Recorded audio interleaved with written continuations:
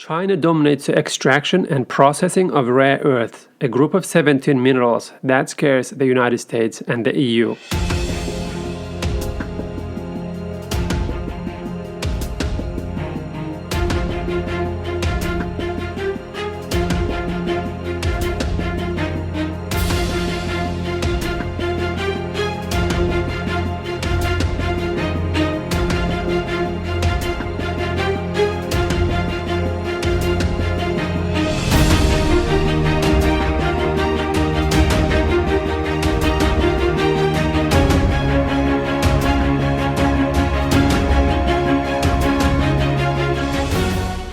Rare earth minerals are vital to the manufacturing of electric car batteries, satellites, weapons, wind turbines, and solar panels. Rare earth minerals are difficult to process and rarely found in concentrations that make mining economically viable. They are valued at just $8 billion in 2018, a fairly small share of the global metals and minerals trade, but a significant component in advanced manufacturing value chains. China controls about 36.7% of the world's rare earth elements reserves. China produces 140,000 tons, equal to about 58% of global production in 2020.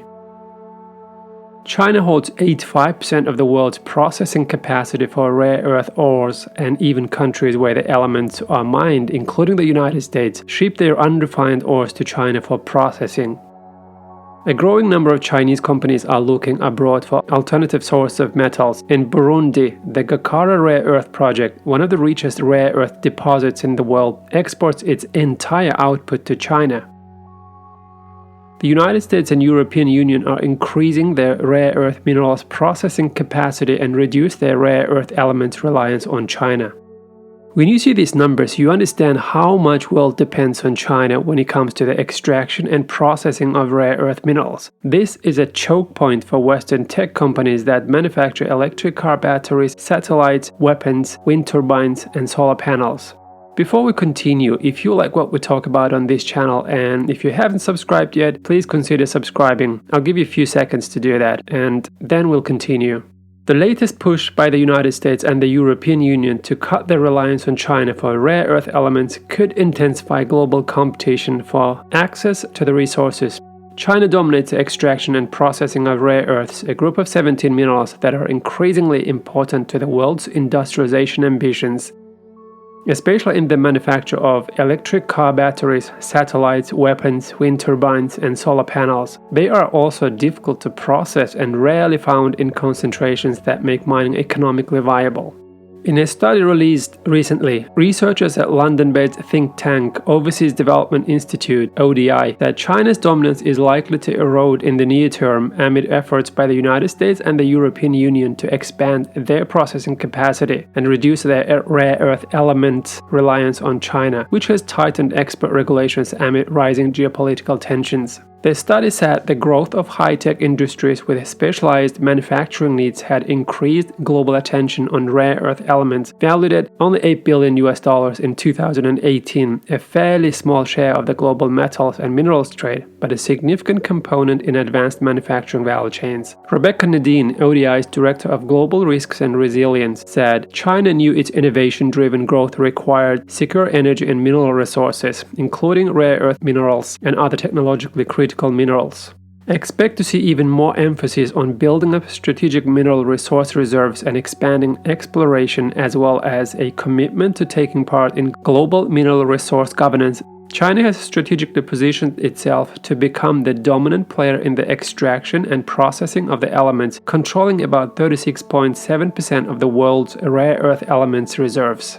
China produces 140,000 tons, equal to about 58% of global production in 2020, according to the US Geological Survey. The US is in the second place at 15.8%, while the world's third largest rare producer is Myanmar with 12.5%. China also holds 85% of world's processing capacity for rare earth ores, and even countries where the elements are mined, including the United States, ship their unrefined ores to China for processing.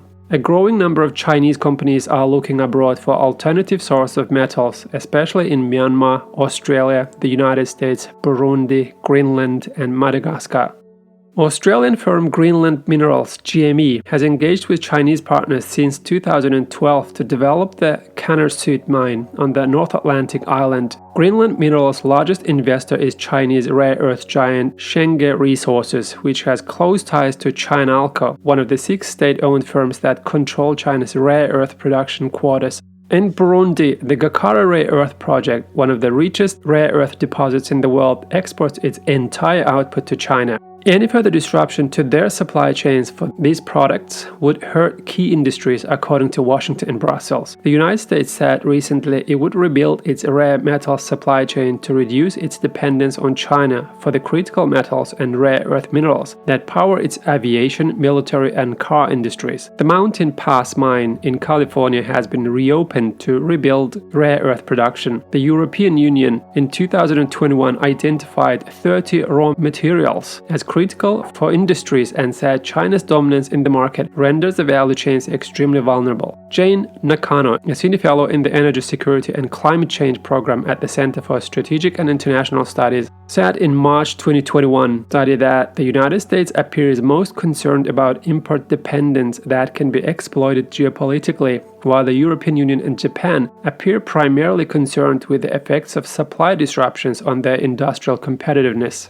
Efforts to strengthen critical mineral supply chains include the United States' development of midstream capabilities, the EU's orchestrated support for its battery sector, and Japan's stockpile modernization and resource development abroad. Competition over critical mineral supplies is also rising between import-dependent economies. Such competition could hinder effective international partnerships that might otherwise mitigate existing risks to supply chains. But there are growing concerns over the destructive nature of the extraction of the metals. This report notes the overwhelming cost of the necessary pollution cleanup faced by some of China's rare earth elements extraction hubs. This underscores the tricky decisions before developing countries in weighing up the economic opportunities and environmental risks of rare earth elements mining. The growth of China's extractive industry was accompanied by severe water and soil pollution that has in some regions muddled the overall benefits of the industry for extraction hubs, the ODI researchers said, pointing to official cleanup cost estimates of up to $5.5 billion in Jiangxi province, southern China.